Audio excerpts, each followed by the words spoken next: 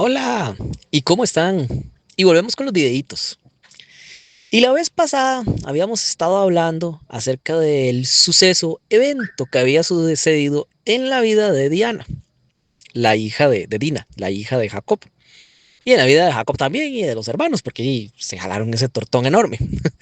Y analizando todo lo que había sucedido nos dimos cuenta que pues pasaron bastantes cositas como que Dina no debió haber ido ahí, como que los hijos de Jacob realmente no era tanta la venganza que tenían y sangre en el ojo, sino más bien como que querían obtener beneficios, que se llevaron un montón de esclavos, mujeres y niños, y eso terminó a peor porque fue pueblo ajeno que metieron en el pueblo de ellos y ya hubo una mezcolanza de personas que no creían lo que ellos creían y ahora los tenían que acompañar y aparte que les caían mal porque sí, son esclavos y obligados y mataron a su pueblo, o sea, no están muy agradecidos de estar con ellos. Entonces, hay ciertos quiebres y ese es de donde iba a nacer el pueblo de Israel después. Así que de entrada ya vimos que la cosa no iba muy bien. Y también analizamos la perspectiva de Jacob de ese pobre hombre sufrió bastante por varios errores que él cometió, cosas incorrectas que hizo, tomar dos esposas, tener ese número de hijos y darle preferentismo a alguno sobre otros, tomar esclavos, haberle mentido al papá para recibir la bendición, etcétera, etcétera. Y vimos que él es una representación en la parte, recuerden que todo esto lo tenemos que analizar desde tres perspectivas. La perspectiva de Satanás, Satanás quería eliminar a Jacob y a todos sus descendientes porque sabía que de ahí tenía que venir el Mesías. La perspectiva de Satanás era esa. Y la perspectiva del plan de salvación era Dios moviendo por detrás las cosas, digamos que no moviendo a las personas, porque Dios no obliga a nadie, sino poniendo obstáculos o barreras para que ellos tengan que ir por cierto camino. Igual podrían no elegir hacerlo, podrían irse por otro, pero guiarlos de esa forma para que terminen en un camino correcto. Y eso es lo que hacía con Jacob y eso es lo que hace con todo el mundo, con todos. Y también la parte simbólica que es Dina siendo agredida y después el pueblo que sufrió eso, que atentó contra la Virgen, porque Dina era virgen hasta que dejó de serlo, si fue lo que pasó, eh, terminó siendo destruido. Entonces es un simbolismo de Dina como la iglesia, los pecadores o los malvados siendo destruidos por el pueblo de Dios, que sería el mismo Jesús. Entonces, todo es simbolismo. Y así nos vamos haciendo un diccionario para entender cómo funcionan las cosas. Pero ahora vamos a continuar con la historia y vamos a hacer un pequeño análisis. Solo lo voy a leer rápido y luego lo voy a analizar. Entonces, en el capítulo 35 dice lo siguiente. Dijo Dios a Jacob, levántate y sube a Betel y quédate allí y haz allí un altar a Dios que te apareció cuando huías de tu hermano Esaú. Entonces Jacob dijo a su familia y a todos los que con él estaba, quitad los dioses ajenos que hay entre vosotros y limpiaos y mudad vuestros vestidos y levantémonos y subamos a Betel y haré allí altar al Dios que me respondió en el día de mi angustia y ha estado conmigo en el camino que he andado. Así dieron a Jacob todos los dioses ajenos que había en poder de ellos y los zarcillos que estaban en sus orejas, y Jacob los escondió debajo de una encima que está junto a Siquem. Y salieron y el terror de Dios estuvo sobre las ciudades que habían en su alrededor y no persiguieron a los hijos de Jacob. Y llegó Jacob a Luz que está en la tierra de Canaán. Y bueno, ahí edificó y hizo varias cosas. Entonces, lo interesante de todo esto es, uno, ¿por qué Dios le dice eso? Bueno, es porque los hijos habían hecho un tortón y probablemente todos los demás pueblos iban a querer destruir a Jacob y a su familia. Entonces Jacob le oró a Dios y la respuesta de Dios es que yo no te puedo proteger porque tienes todos esos ídolos ahí. ¿Por qué? ¿Por qué tiene todos esos ídolos? Porque usted empezó a contratar y a comprar esclavos que no seguían su ideología o su religión. Y después sus hijos conquistaron a ese pueblo y se trajeron un montón de mujeres y niños que no seguían esta religión. Entonces ahora lo que usted tiene que hacer es una limpia, deshacerse de las personas que no quieren seguir y los que sí quieren, entonces que abandonen sus dioses falsos y demás. Pero lo interesante es que si ustedes lo analizan, y pues ahí Jacob se tuvo que haber dado cuenta de la torta que hizo Raquel, porque ella va a poner el ídolo que le robó al papá ahí. Entonces ya quedan descubierto que y sí, yo me lo había robado. Y probablemente Jacob no sabía. Y probablemente Jacob no sabía que ella adoraba a esos dioses. ¿Sí me entienden del problema? O sea, la esposa de Jacob adoraba a otras deidades. O tal vez adoraba a Dios, pero de una forma incorrecta por medio de sus ídolos. Entonces, todo eso queda en evidencia en Betel y también es para analizar. Uno, Dios está intentando limpiar el pueblo para que no continúen con los pecados que llevan para poder protegerlos. Tomar nota nosotros como consejo. Entonces no podemos servir a dos dioses, a dos señores. O va del lado del Dios o va del lado de los ídolos. Y sus ídolos pueden ser a veces cosas diferentes. Yo sé que lo han oído en un millón de prédicas, pero aún así insistimos en tener esos ídolos. La comida, la televisión, la música, el fanatismo por actores o por cantantes, actividades que realizamos que tal vez son buenas, pero terminan siendo un ídolo para nosotros. Hacer ejercicio ya a un punto de es algo adictivo o no sé, tener ciertas actividades como el estudio y demás que terminan siendo un Dios para ustedes antes que el Dios verdadero. Entonces, dejarlo todo en Betel. Del lado de Satanás, intentar mover todos los hilos y cómo Dios le derrumba el plan y hace que más bien este pueblo que se unió a ellos por conquista, ahora sigan a Dios de alguna forma. Claro que felices no van a estar, contentos no van a estar y probablemente van a dar muchos problemas y van a contaminar de alguna forma al pueblo de Dios, a los hijos de Jacob. Pero por otro lado también Dios los está ganando a muchos de ellos y los está ayudando. Entonces es un ganar-perder. Y continuamos con la historia.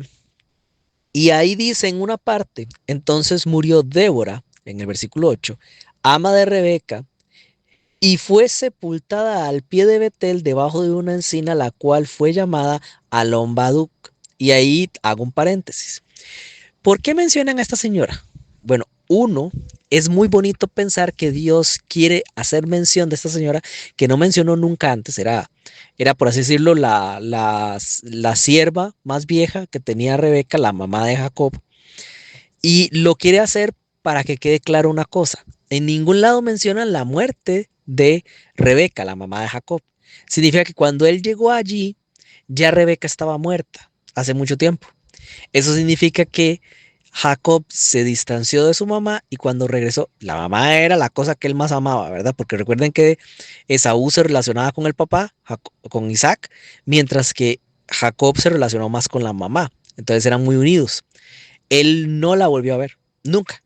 O sea, hasta la fecha no la ha visto, porque y solo la va a ver en el cielo. Entonces, una mala decisión puede acarrear toda una vida de problemas muy fuertes, pero no significa que Dios no esté de tu lado. Entonces, consejo ahí.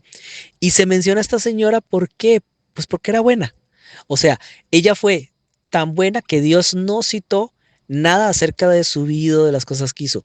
Lo dejó en un misterio, pero lo menciona aquí para que quede claro que ella fue un reposo, una calma, una ayuda en esa familia tan disfuncional que tuvieron en ese momento. Entonces, es bonito, a veces las personas hacen pequeñas cosas que no se notan a grandes rasgos, no son Moisés abriendo el mar muerto, pero aún así Dios lo nota y ahí quedó anotado, incluso en la Biblia.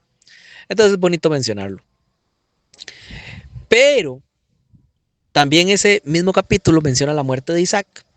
Se separan Jacob y Esaú porque tienen demasiado ganado y demasiada riqueza, entonces se tienen que separar, igual que cuando en su tiempo Lot y Abraham se tuvieron que separar. Y al final terminan entonces en cada uno por su lado y llegamos al capítulo 37. Porque el capítulo 36 simplemente habla de genealogías, nos vamos a brincar las genealogías, tienen que tenerlas ahí presentes, después las vamos a tocar, pero de momento no hace falta realmente. Es simplemente los hijos de Esaú y todas las familias que nacieron, hijos de Isaac y hijos de Abraham, y por todos lados hay familia y un montón de reinos que nacieron de allí. Pero de momento vamos a dejarlo ahí y luego se los menciono. Entonces vamos a avanzar al capítulo 37. En el capítulo 37 vamos a leer que dice: habitó Jacob en la tierra donde había morado su padre, en la tierra de Canaán. Esta es la historia de la familia de Jacob. José, siendo de edad de 17 años, apacentaba las ovejas con sus hermanos, y el joven estaba con los hijos de Bilha y con los hijos de Silpa, o sea, las dos esclavas que se juntaron con Jacob y le dieron hijos, mujeres de su padre, e informaron a José, a su padre, la mala fama de ellos. Y amaba a Israel a José más que a todos sus hijos, porque lo había tenido en su vejez, y le hizo una túnica de diversos colores. Y viendo sus hermanos que su padre lo amaba más que a todos sus hermanos, le aborrecieron y no podían hablarle pacíficamente. Paremos ahí. Entonces analicemos por un instante. Uno, los hijos de Jacob, por obvias razones, no eran precisamente buenas personas, no eran unos buenos cristianos, de hecho eran bastante ruines y perversos, eran ladrones, adúlteros, asesinos, eran de lo peor que pueda haber. Y específicamente los hijos de las esclavas eran los peores de todos esos. Y es obvio, piénsenlo, como se los había dicho una vez, los hijos de Raquel eran los consentidos. José y Benjamín eran los hijos predilectos de Jacob y eran los que mejor los trataba y que tenían mejor cercanía y demás.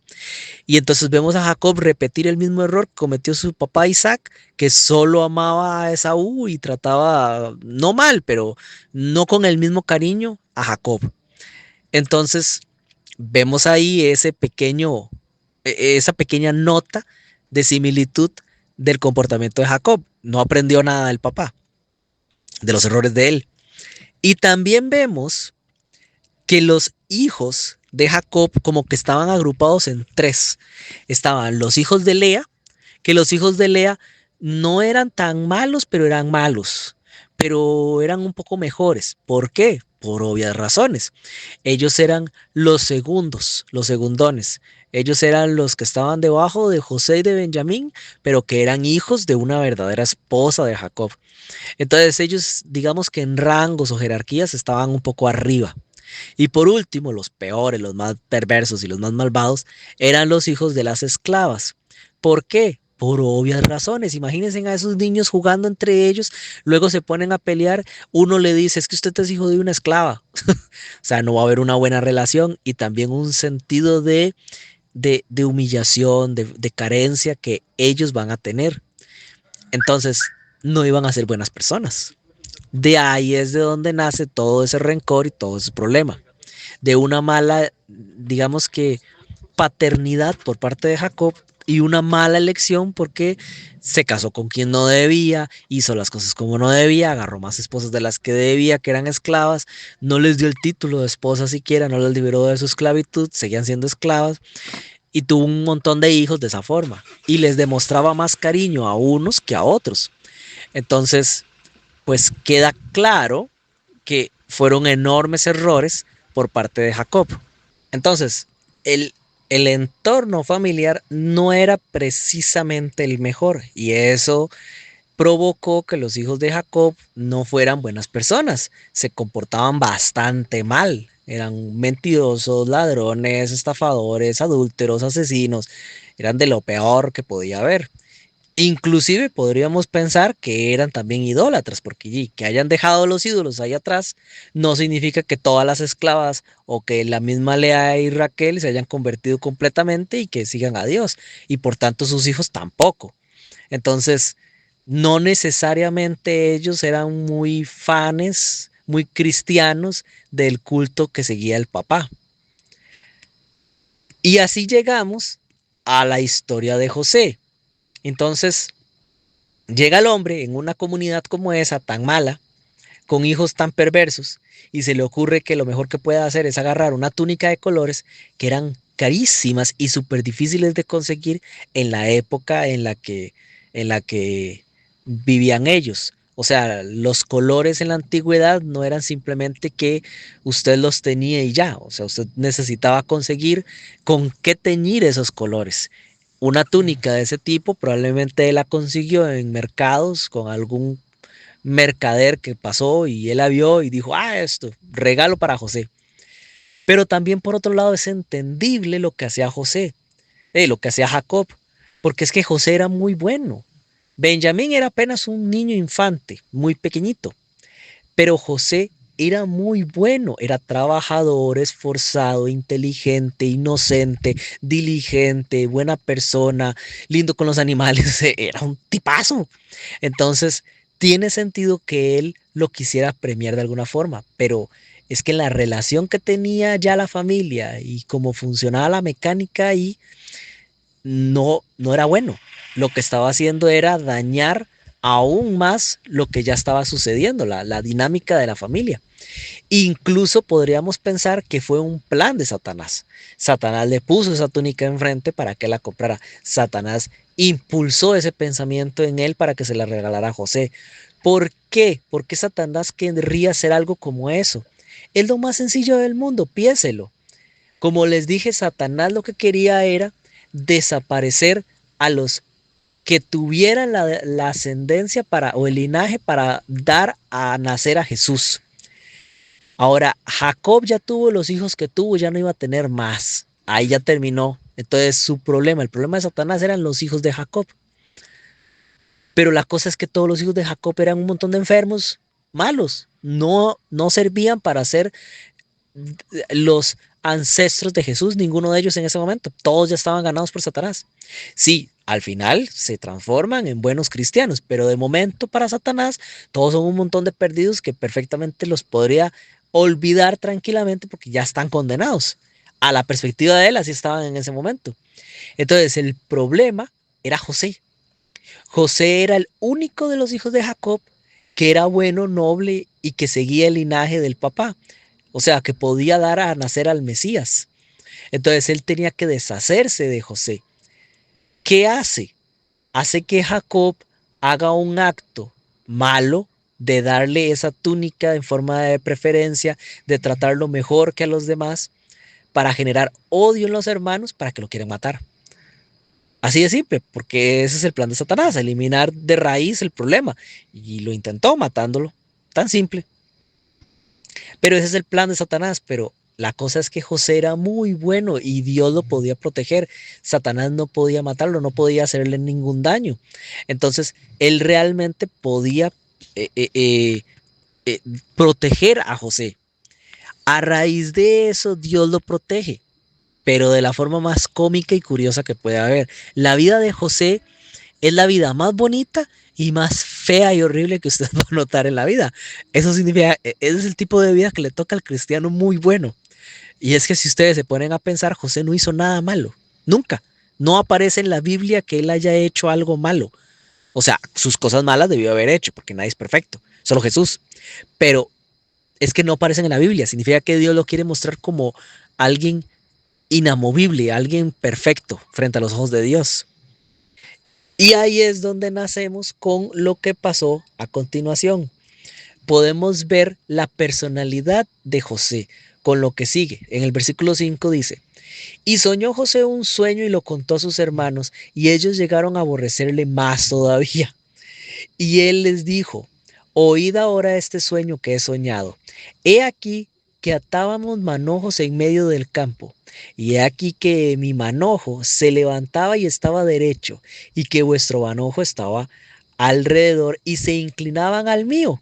Le respondieron sus hermanos, ¿reinarás tú sobre nosotros o soñaréis sobre nosotros o señorearéis sobre nosotros?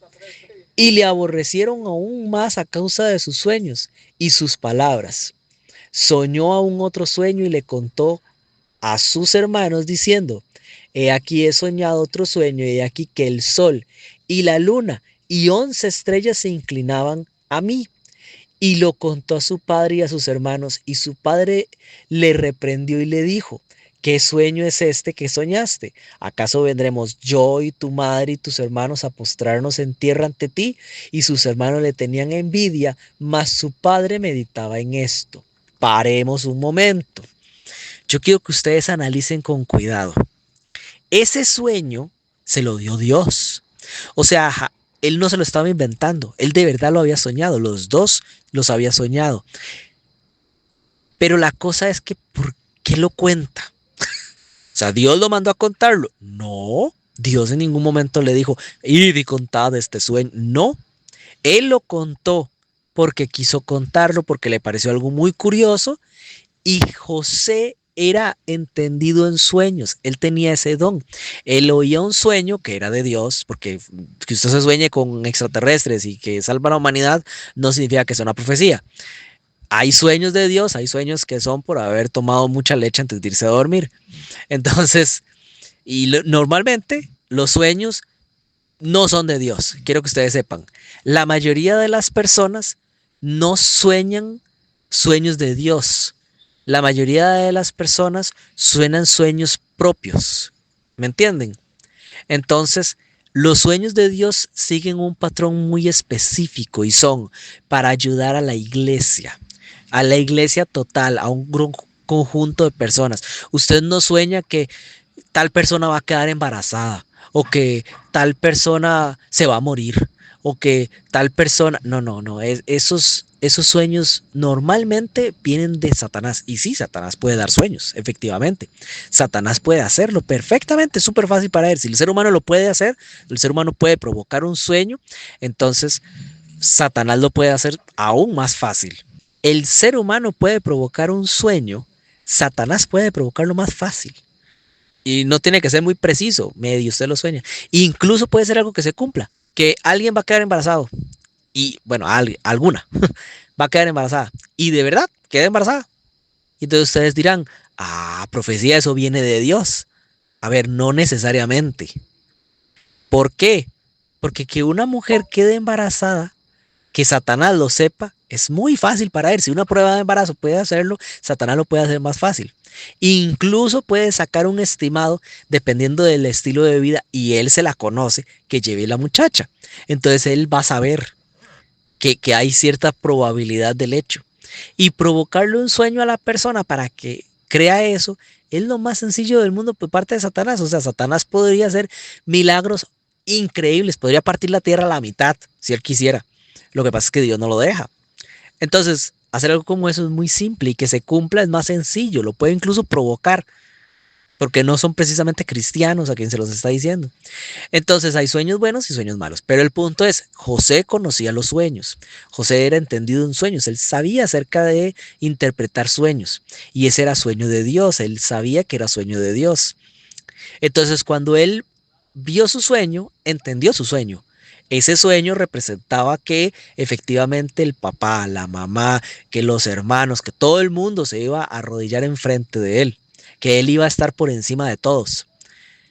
A ver, uno, que Dios te dé un sueño no significa que usted lo tenga que andar contando a las personas equivocadas.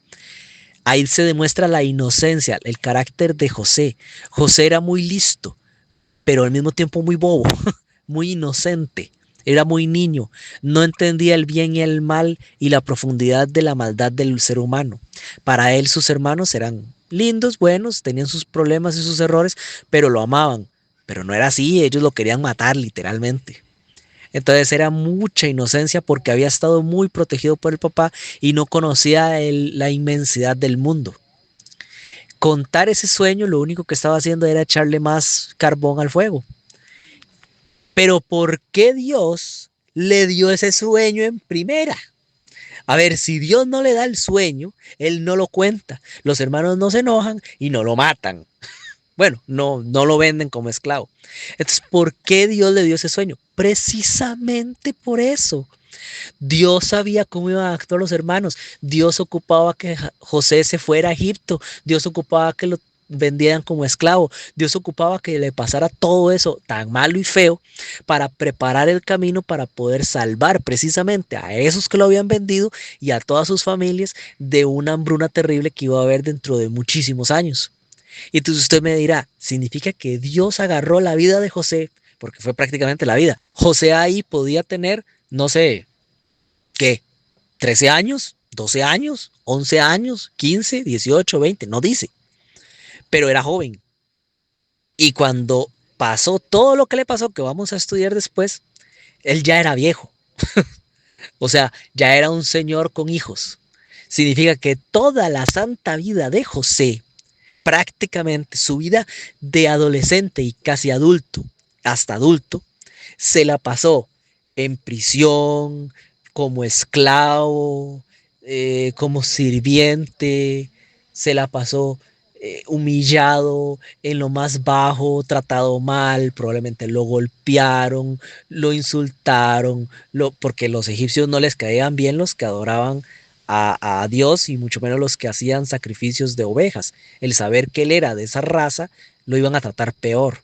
Entonces, no era un buen trato. Él se tenía que ganar el buen trato, pero cada vez que se ganaba un buen trato, van, que lo agarran y lo tiran a prisión. Cosas malas, ¿me entienden? Todo eso sin merecerlo. Él no hizo nada malo para merecer eso.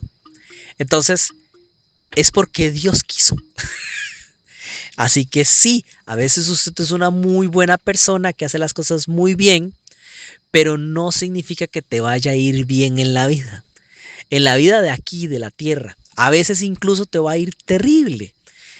Y esas cosas malas y terribles es porque Dios prepara el camino para otras cosas diferentes.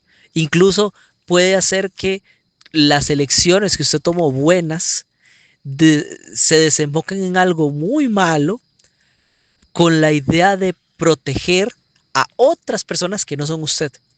¿Por qué? Porque Dios dice, este ya se salvó, no hay bronca.